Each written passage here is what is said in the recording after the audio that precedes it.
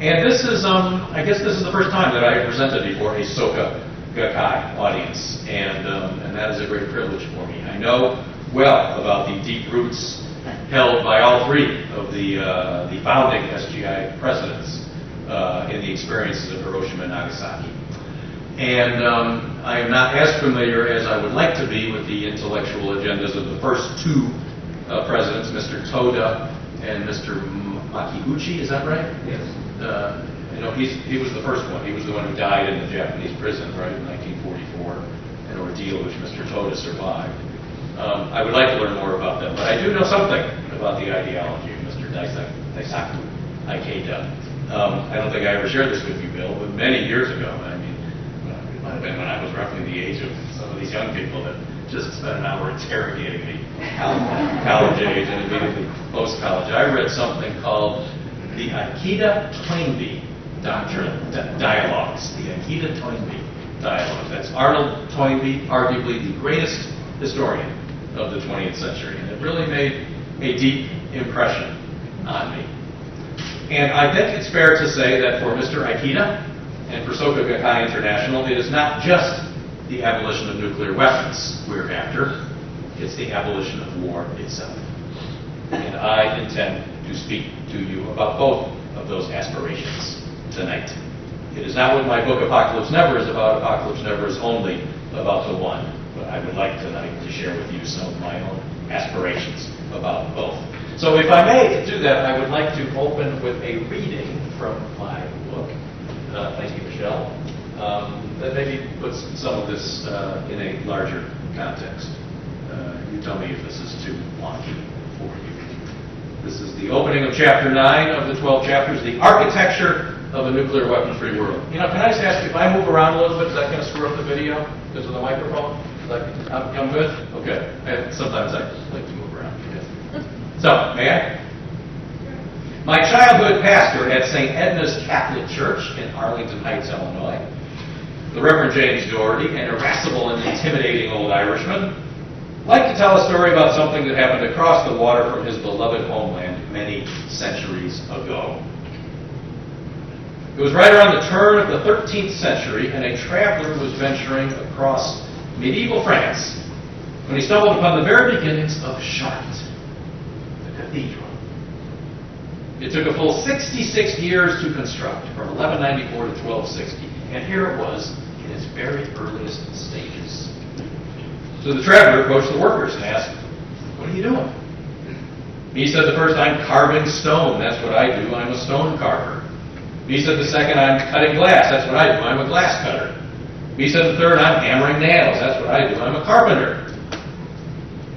Then the traveler saw an old woman, tiny, hunched over, sweeping dust and debris, her hands wrapped around an ancient broom that looked like it had seen every bit as much of the hard life of medieval Europe as she had. The traveler approached her and said, "Old woman, what are you doing?"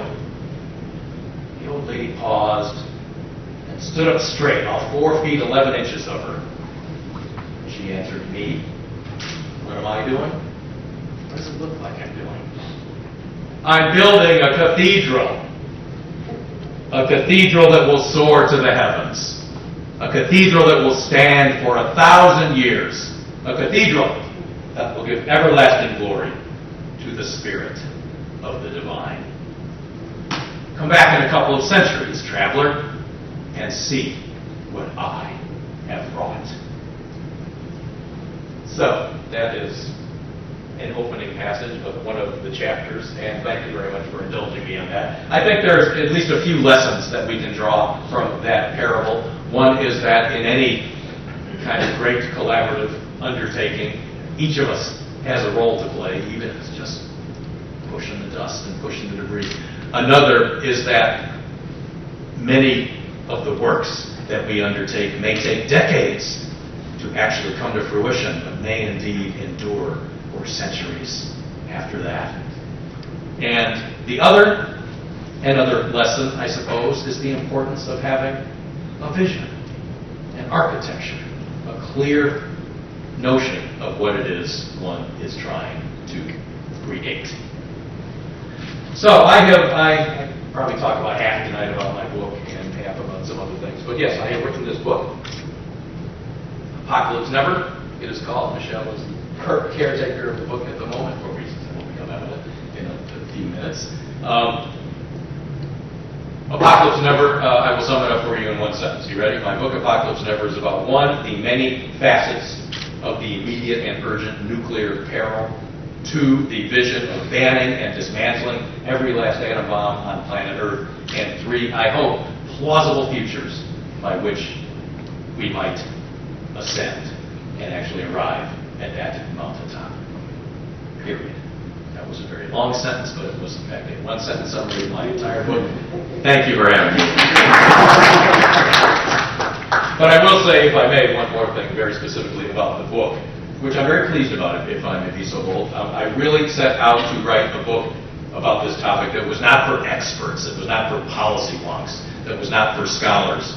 I'm a nuclear policy wonk, and I know all the literature in the field, and there's a lot of good stuff out there that's very important, but almost all of it is only comprehensible by a couple of hundred people. It's just real wonky and technical. And obviously, the nuclear peril engages all of us, engages the fate of humankind. So I set out to write a book that would be accessible and engaging, and I even hope uplifting and inspiring. And if I may, I'm pleased to say the book's been out for about a year, and I've got 9 book reviews. They're all available at apocalypsenever.org. And almost all the reviewers say that. They don't so much say this is the most brilliant book ever written on the topic, but they say it's readable and accessible and engaging and comprehensible. Valerie Plame wrote a review of the book, and she just kept hammering away at that. That's obviously very flattering.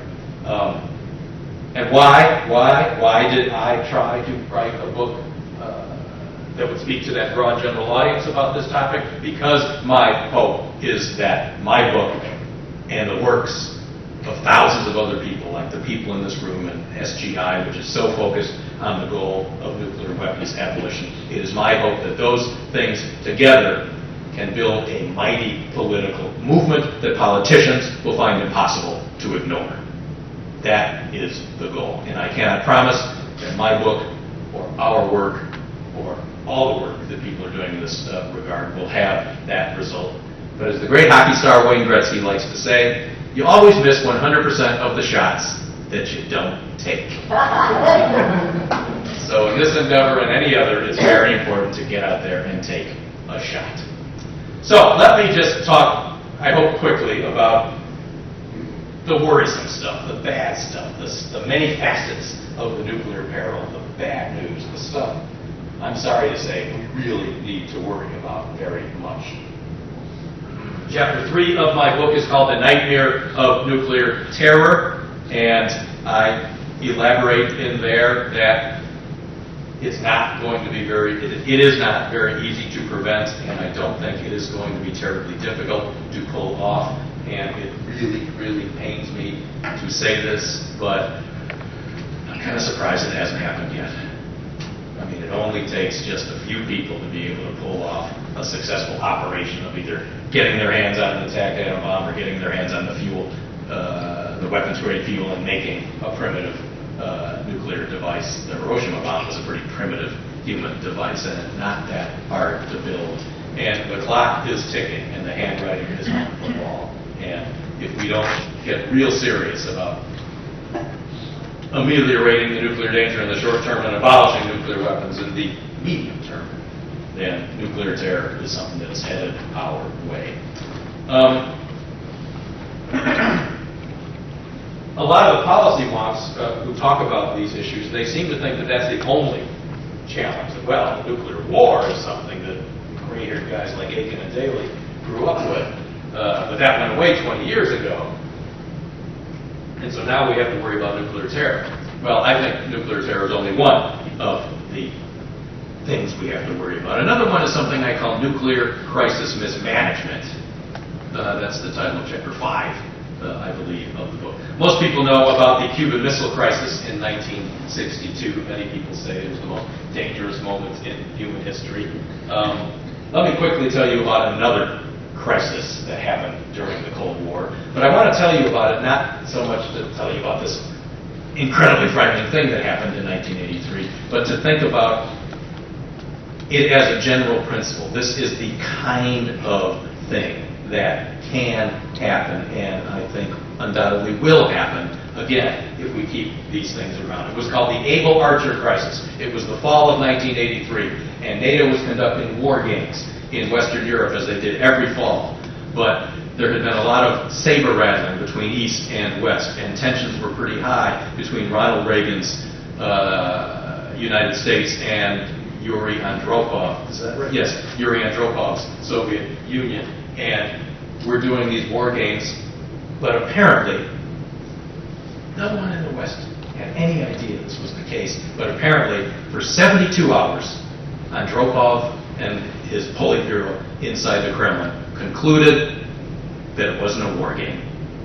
For 3 days, they thought that we were preparing to launch an invasion of Eastern Europe and a nuclear first strike upon the Soviet Union. We weren't, but they thought we were. And for 72 hours, consequently, they deliberated. What they saw as their only possible option was to launch a nuclear first strike first. And you know what saved us? The capricious whim of the gods.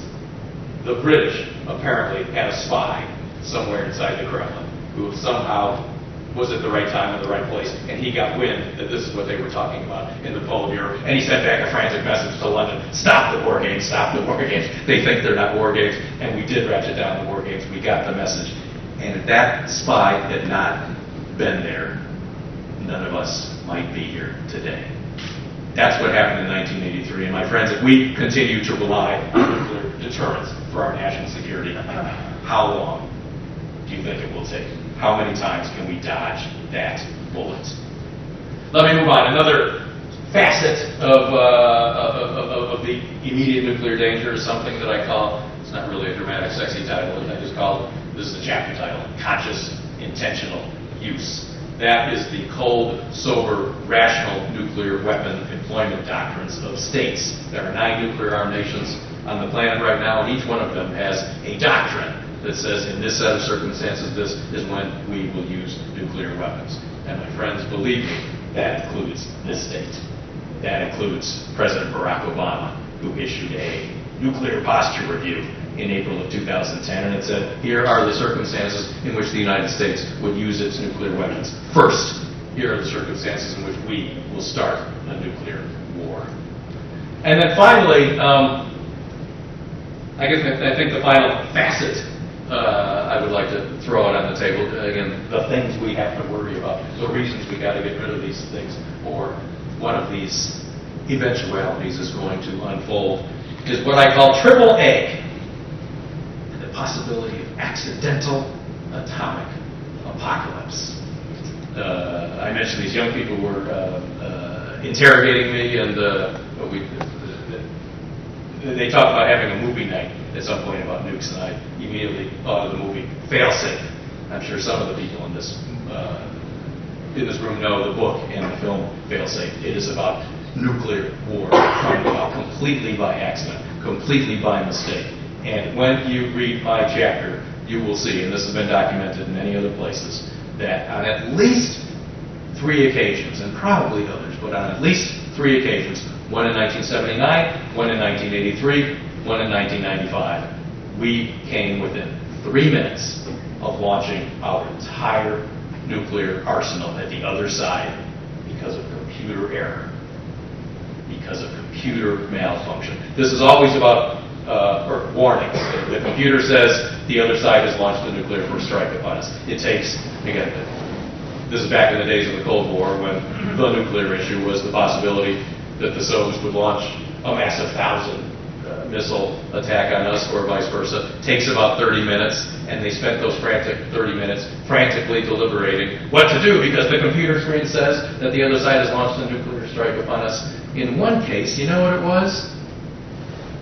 A young corporal in Omaha, Nebraska had put a training tape in the wrong console. Oh, no. They fixed that now. They've made it impossible to put a training tape in the wrong console. But how long can we last living with that kind of danger? I invite you to consider in the decades to come, how likely is it that we will dodge these nuclear bullets every single time? The The macro thesis of Apocalypse Never is that permanent human fallibility combined with infinitely dangerous technologies will eventually yield infinitely catastrophic results. That, my friends, I fear, is our point with nuclear destiny. Someday, perhaps one day, quite soon, our luck is going to run out. Unless the world does what I recommend, unless the world does what SGI has worked so hard, so conservatively for so many years to do, and that is to abolish nuclear weapons before they abolish us.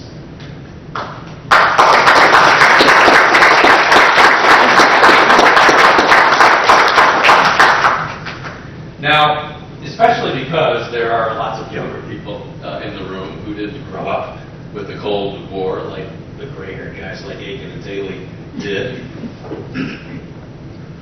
I think it's very important to remind people exactly what it is that nuclear weapons do. They're not just a bigger bomb, although they very much are a bigger bomb. I think it's fair to say that nuclear weapons do two things with almost infinite magnitude. One is they do kill an extremely large number of people in an extremely short period of time. Hold your hand out like this, if you would, please. Actually, do two hands. Forgive me. Do two hands, just like this. Okay, now imagine you're holding a watermelon, right? Can you do that? A watermelon? It's getting kind of heavy, right? Okay, let's forget the watermelon. Let's just do one hand. Imagine it's a cantaloupe now. Okay? A cantaloupe's okay, but you know what? It doesn't even have to be the size of a cantaloupe. Let's make it a grapefruit. Everybody got a grapefruit in their hands? Okay, you ready? You've heard this before. A piece of plutonium the size of a grapefruit can destroy an entire city in a second. A city in a second. A nuclear weapon with a large enough yield, as the policy wonks like to say, can kill 10,000 people, 100,000 people, even 1,000,000 people can disappear just like that. The snap of a finger, the blink of an eye, the single beat of a human heart. I mean, that's just, we sort of take that for granted, but that is a really awe-inspiring and utterly terrifying thing a nuclear weapon can do. But, as I think you all have vaguely heard, some more than others perhaps, that's not the only thing that nuclear weapons do. They also do give off this thing called radioactivity. It's both in the forms of rays, gamma rays, and beta rays, and it's in the form of dirt and dust and debris. If an atom bomb went off in DuPont Circle, or even way to hell over in, say, Robert RFK Stadium, all of us, this entire building, all 180, maybe it's 185 pounds of me and all of you would be converted into radioactive dust. And it would get hurled dozens of miles into the sky, and then depending on the prevailing winds, perhaps be blown hundreds of miles in any direction where it can rain down on other victims like a fine atomic fairy dust sprinkled on us all. And I really wanted to talk about this because I want to, again, remind us of what nuclear detonations and then the radioactive fallout can do. And so that is why Michelle Kim, who I met an hour or so ago, that's why Michelle has been holding the book. And I would like to invite Michelle up to the stage right now because Michelle is going to share a reading. Come on up, Michelle, please. For us from my book. This is the testimony of a woman named Lijan Eknalan. Forgive me, Michelle, please don't leave, but let me just give the background to this. We all know that there have been only 2 nuclear detonations in anger, in combat, intentionally used against human beings. That, of course, is Hiroshima and Nagasaki. But there also have been hundreds and hundreds of nuclear tests, primarily conducted in the 50s and 60s, primarily but not exclusively by the United States and the Soviet Union. And they tried their best to clear people out, both from the immediate detonation and from the fallout, but they didn't always get it right. So this is the testimony years later of a woman named Lijan Eknalan, who was a South Pacific Islander in the Marshall Islands in 1945, and many years later she told us about the effects of, I think it was the Bravo hydrogen bomb test, about the effect it had on her community and on her. And Michelle, I ask you to share Ms. McNamara's testimony with our crowd, please. I was 8 years old at the time of the Bravo test on Bikini in 1954. I woke up with a bright light in my eye. There was a huge, brilliant light that consumed the sky. Soon after, we heard a big, loud noise, and the earth started to sway and sink. A little later, it began to snow in Rangela. We had heard about snow from the missionaries, but this was the first time we saw white particles fall from the sky. We kids were playing in the powder, but later everyone was sick and we couldn't do anything. My own health has suffered as a result of radiation poisoning. I cannot have children. I have had 7 miscarriages. One was severely deformed. It had only one eye. Many of my friends kept quiet about the strange births they had. They gave birth not to children as we like to think of them, but to things we could only describe as octopuses, apples, turtles, and other things in our experience. The most common have been jellyfish babies. These babies are born with no bones in their bodies and with transparent skin. We can see their brains and hearts beating. There are no legs, no arms, no heads, no nothing. Your country did that to those women in the name of your national security. And when we say that we still, today in 2011, rely on nuclear deterrence for our national security, that's what it means.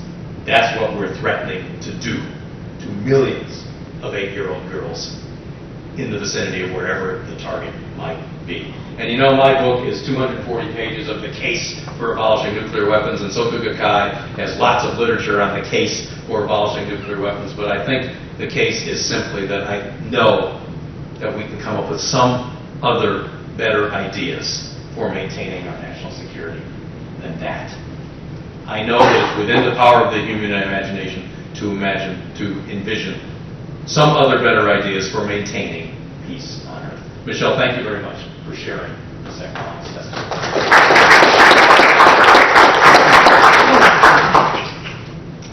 Not one of us, said George Bernard Shaw, has enough knowledge to be a pessimist. Isn't that good? We're not smart enough to be pessimists. There are several things in the book that I won't go into in any real detail tonight, but that will encourage you, I think, that regarding the abolition of nuclear weapons, we should instead be optimists. That's really what we have to do, is not only make the case for nuclear weapons abolition, but convince people that this is a plausible political goal. I'll just tell you about some of them. Chapter 7 of my book is on the grand bargain of the Nuclear Non-Proliferation Treaty. The unambiguous reality that in return for a promise by the vast majority of the states of the world to remain forever non-nuclear, our country, formally and legally, pledged to get rid of our entire nuclear arsenal. Did you know that? In 1968. Sorry? Yeah, okay, I will. Yeah, thank you, yes. The NPT says that in return for a promise by the vast majority of the states, the non-nuclear weapon states, to never obtain nuclear weapons, the nuclear states pledged in the NPT to get rid of theirs 43 years ago, in 1968. Didn't know that, did you? Yeah, well, it's funny you grabbed me on that, madam, because in the chapter I say that you should go to Starbucks and ask people to talk about what the NPT is. And they'll say, well, it's about non-proliferation. It's about keeping nuclear weapons out of the hands of other people. But that's not what the treaty says. This is one of my grounds for optimism, that we can have a debate out there in the public square among the wonks about whether abolition is desirable and whether abolition is achievable, but our country committed to abolition 43 long years ago. And the only thing remaining to be done is for us to create a mighty political movement demanding that governments at last fulfill the promise of the NPT. Chapter 9 in the book is called, that's the one that I read, the cathedral opening, because it is on the global governance architectures that we're going to have to invent, both to make and to keep a nuclear weapon-free world. a little bit of that is original to me, but there's a few wonks out there who've really been thinking about that. What kind of verification mechanisms would we have in a nuclear weapons elimination convention? What kind of enforcement mechanisms would we have? So that, to me, is real grounds for optimism. Much of that conceptual work has already been done. And Chapter 11 is the chapter that I call How It Might Happen, transforming abolition from a utopian fantasy into a concrete political goal. And as we shared in my interrogation session with the younger people between 6:30 and 7:30, in that chapter, and not only me in that chapter, it gives me grounds for optimism because of the history of movements. Because social and political movements, time and time again, have really moved history. The greatest achievement in American history, undoubtedly, I think, is the abolition of slavery. And as great of a figure as Abraham Lincoln was, it didn't come about just because of Abraham Lincoln. Slavery existed on this continent for a quarter millennium, almost exactly 250 years, and the abolitionist movement existed for nearly as long. A movement that said this is morally reprehensible and we need to abolish it. And it took a while, but eventually it came about. Women's suffrage is another one that is an important example to me because I'm not a woman. And I guess I say that because I think one of the most powerful things that a social movement can do is get people who are not members of Group X to stand up for the rights of Group X. And so I, as a man, really care about the women's suffrage movement, which took about 3/4 of a century. Apparently, the history that I know is 12 women gathered in a church in Seneca Falls, New York, in 1848. And by 1920, every single one of those women was dead. But their legacy lived on when the 19th Amendment was passed in 1920 and gave women the right to vote. These things take time, but ultimately they do come about. And in that chapter, I also write about and I really won't elaborate on it here, but I really talk about the history of the nuclear disarmament movement and how many times that even more worrisome nuclear postures and policies have been forestalled because of the nuclear disarmament movement. And also, and I hardly ever hear anybody say this, but you know what? We haven't had a nuclear war yet, have we? Not a single nuclear weapon intentionally used against humans since August 9, 1945. And there's lots of books written about why that is the case. 2/3 of a century now. We're in the 2/3 of a century now. Mark now, 66 years. And there's many variables that I think can explain that, but certainly one of them is the universal revulsion that emerged very quickly in the first 2 or 3 years after the dawn of the nuclear age to the notion that this is how we're protecting our national security.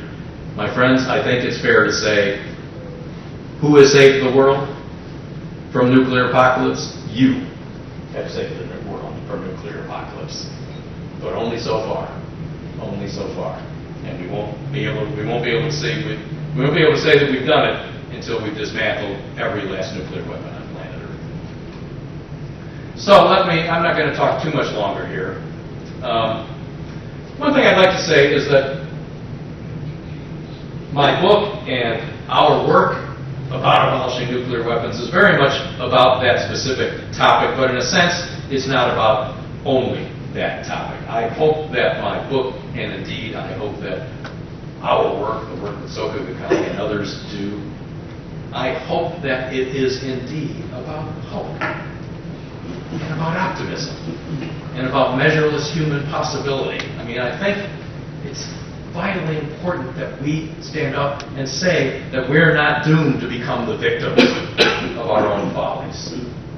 I want us to declare that the human race doesn't have to live forever under a dark shadow of fear.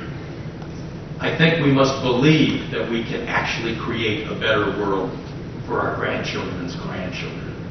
I think we have to insist that human destiny lies in human hands. Well, I said at the outset that I wanted to talk a little bit about not just abolishing nuclear weapons, which is pretty much the exclusive topic of my book, but about this larger ambition of abolishing war itself. And after Michelle got up here, I said that I know that there are other better ideas than nuclear deterrence for maintaining peace on Earth. So now I would like to talk to you a little bit about one of those ideas. As I said, this is not what my book is about. I will admit I don't think it's what Bill Aiken thought I was going to talk about tonight, and I haven't cleared this with Bill, and we'll see if I get banished for putting this idea out on the table. I don't think that what I'm about to say is the only idea for abolishing nuclear weapons, but I do believe it's the only idea that has ever been advanced that could bring about an end forever to the scourge of war itself. What is that idea? Global government, a world republic, a single politically unified human community, something like a federal republic of the world. That is one of the most venerable ideas in human history, and I think we, as peace activists, ought to begin to talk about it, whether we're interested just in talking about ending this particular war and that particular war, or whether we're really interested in talking about ending war itself. I don't think it can happen tomorrow, but I think we ought to begin a conversation in the public square about whether it ought to happen someday. Not just preventing individual wars, but ending the institution of war itself. The idea of something like a federal republic of the world, it dates back at least to Dante in the 1300s. It's the idea that humanity doesn't have to be forever divided into armed camps, groups of humans ready to commit massive violence against other groups of humans. 190 sovereign nation states, each with their own armies and navies and air forces competing to keep up with each other in the latest in military technology forever until the end of time. I refuse to concede that that's the end of history, that we have to be divided into armed camps against each other. I want us to hold the conviction that it's within the power of the human imagination to envision a world where war has been made an embarrassing part of our past, like cannibalism, like slavery, at least legalized slavery, because God knows slavery still exists in the world, like white supremacy, like male supremacy. And I want our descendants to be embarrassed that we assume that war had to be forever a part of the human condition.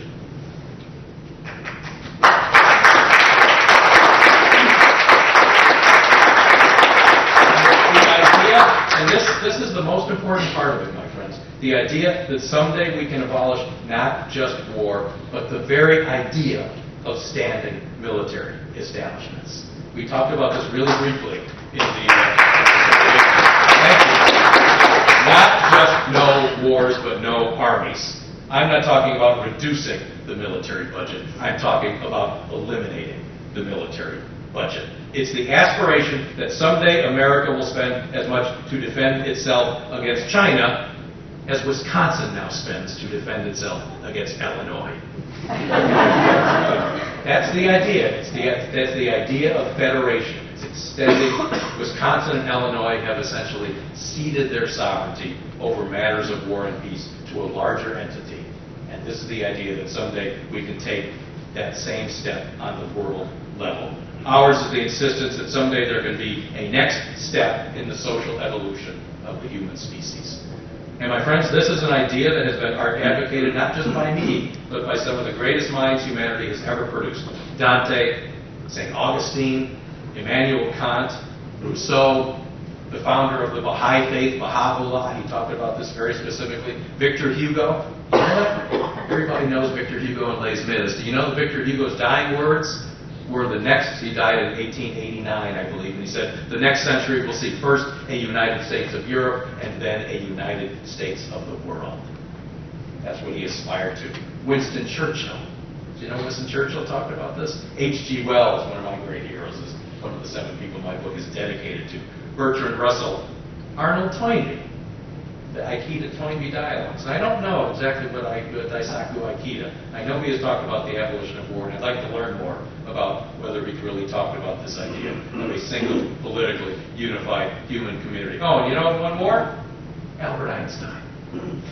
Time Magazine's Person of the Century on December 31st, 1999, was absolutely an advocate of the idea that world government could serve as the solution to the problem.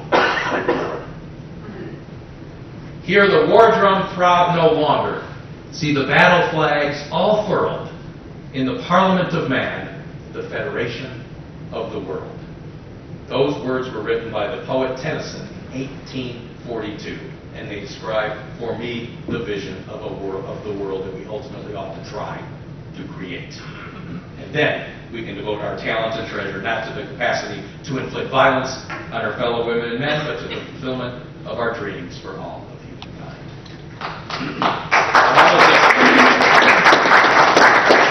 So thank you very much for listening to that. And I guess I will share with you, if I may, that I'm starting to think very seriously now about Tad's second book. And this is the topic that I really want to tackle. And I will share with you my working title. I will say it out loud for the first time. Real Peace, the History and Future of the Idea of Abolishing War. So that's what I want to say. So just two more things, and then I will indeed stop. I would like to do a commercial. I'm engaged in guerrilla book marketing. Rutgers University Press has like 2 ladies trying to publicize 99 authors. So just some simple things. Would you become a fan of the book on Facebook? Sure. You know, if you like what I had to say tonight, there's, Apocalypse, Facebook.com/Apocalypse Never. I think it is. Amazon, people write customer reviews. And, you guys could go tonight, and you could say, I haven't read the book yet, but Daley came and spoke to the Soka Gakkai community tonight, and he was compelling, and he was charismatic, and he was irresistibly handsome. And he convinced us that the only solution to the problem of nuclear weapons is the abolition of nuclear weapons. And let me just one more thing on the commercial front say shamelessly that I like getting out in front of audiences, and I'm always interested in other gigs. So if you got some other SGI audiences elsewhere or some other kind of group, please feel free to call on me. And Bill Aiken certainly knows how to track me down. So finally, Bill, it seems to me that this urgent goal of the abolition of nuclear weapons, which Apocalypse Never is about, and this larger, certainly longer-term goal of the abolition of war itself will be driven by something even more basic and primal. And that's what I call an ethic of human unity. And from what I know of Soka Gakkai International, if there's anything it seems to me that SGI is about, it is that. My friends, I think the most significant day of the 20th century was Christmas Eve, 1968. That is the day when the crew of the Apollo 8 became the first humans to leave Earth orbit and travel from the Earth to the moon. And everybody, I was a kid, but I'm old enough to remember it. Everybody was very excited about how close they would get to the far side of the moon. Because remember, the far side, you can't see it from planet Earth. They were going to be the first humans to see the far side of the Earth. And we all were anxious to hear what they had to say about the far side of the moon. And they arrived, and they began to circle around, and then they disappeared completely from our view. And they entered radio silence. Because, of course, the moon was in between the spacecraft and Earth. And there they were, floating over the mountains of the dark side of the moon. And we all waited for them to emerge and to tell us what they had seen.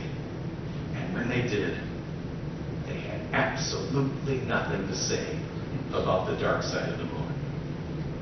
Why? Why?